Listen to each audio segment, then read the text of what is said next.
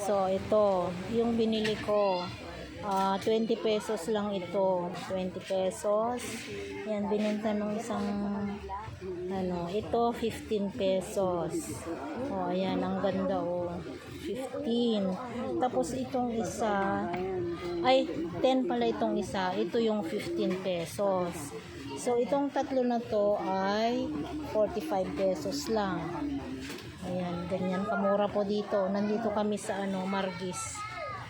Isang manubo yung nagtinda nito. Ayan. Ayan po, kamura ng prutas dito. Guyabano, kamahal sa Maynila. Nandito po kami sa swimming pool.